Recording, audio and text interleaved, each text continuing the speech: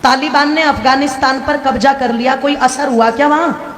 सांसदों को भी रातों रात सब कुछ छोड़ करके निकलना पड़ा कि नहीं निकलना पड़ा? बोलो, तुम्हें क्या लग रहा है तुम्हारे देश में ये स्थिति नहीं बन रही? तुम्हारे बीच से अगर किसी एक बहन बेटी ने कोई बात टीवी डिबेट के ऊपर बोल दी और वो बोली है जो लिखा हुआ है, प्रमाण है, वो झूठ नहीं है, वो कोई अलग से निकाल करके नहीं बोली। अगर किसी 80 साल के खूसड़, ध्यान रखना, मुसलमान को शादी करनी होती है तो वो यही उदाहरण उठा करके लाते हैं, यही वाले। पर आज यही बात अगर किसी बहन बेटी ने बोल दी और उनकी तादाद, उनकी हिम्मत देखो इतनी बढ़ गई कि उन्होंने जगह जगह देश के अंदर आग लगा दी। जब तुम्हारे शिव जी के बारे में बोला तो किसी के कानों पर चू तक नहीं रेंगी। तुम्हारी माता पार्वती के बारे में बोला तब कानों पर चू तक नहीं रेंगी।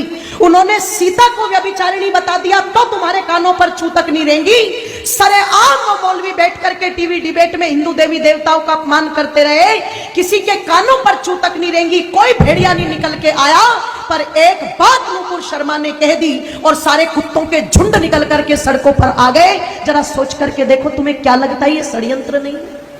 तुम्हें क्या लगता है ये पहले से कोई योजना नहीं है? आप जाते हो इबादत करने के लिए और उधर से एकदम से इतने पत्थर तुम्हें कहां मिल जाते हैं कि पुलिस वालों को पीछे हटना पड़ता है, पर वो पत्थर खत्म नहीं होते।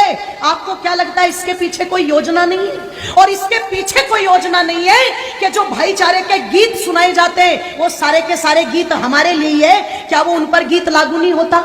अगर इतने शांति के स्थापित करने वाले हैं, अगर इतनी अल्लाह ताला की इबादत करने वाले हैं, तो जब नुपुर शर्मा के लिए देश में आग लगा दी तो जिन कुत्तों ने, ध्यान रखना, कन्हैया लाल की गर्दन काटी है, उनके लिए भी सड़कों पर आना चाहिए था कि नहीं आना चाहिए था?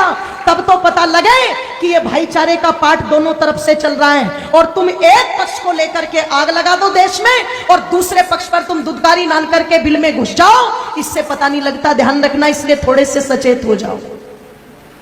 थोड़ी सी तो आवश्यकता है आप लोगों को जागरूक होने की। थोड़ा सा तो विचार और मंथन चिंतन माताओं तुम भी करो कि तुम कर क्या रही हो आज। एक एक तुम्हारा बेटा, उसे तुमने इतना फुसफुसिया बना दिया, इतना फुसफुसिया बना दिया कि वो 15 मिनट धूप में नहीं खड़ा हो सकता, वो 2 किलोमीटर पैदल नहीं चल सकता। वो इतना फुसफुसिया सुख सुविधाएं दे करके बना दिया, सपना सजा करके बैठे, हम तो इतनी संपत्ति जोड़ के देके जाएंगे, हम तो इतना बैंक बैलेंस जोड़ के देके जाएंगे, हम तो इतने बड़े बड़े मकान दे करके जाएंगे। एक बात मेरी याद रखना, चाहे सब भूल जाना, एक बात मेरी पर याद रखना, सब भूल जाना। जिस दिन जिसकी तादाद ज्यादा होगी और जिसकी हुकूमत ज्यादा होगी, तुम्हारे कोठी बंगलों पर राज तुम्हारे बच्चे नहीं करेंगे, वो करेंगे। तुम्हारे उस पैसे को तुम्हारे बच्चे नहीं बरतेंगे, वो बरतेंगे।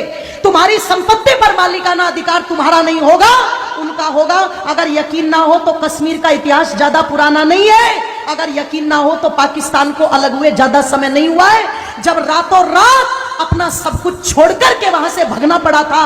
वो जमीन भी छोड़ी, वो कोठी बंगले भी छोड़े, वो धन संपत्ति भी छोड़ी। और इससे ज्यादा और दुर्गति क्या होगी कि छोटे छोटे दुधमुहे बच्चों को अपना पेशाब पिला पिला करके भारत तक उनको लाना पड़ा।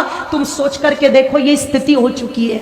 और अगर ये पहले हो चुका है, आगे नहीं होगा, ऐसा बिल्कुल भी मान करके मत चलना। क्योंकि जो कौम अपने भूले इतिहास से शिक्षा नहीं लेती, उस कौम के मिटने में कभी भी देर नहीं लगती।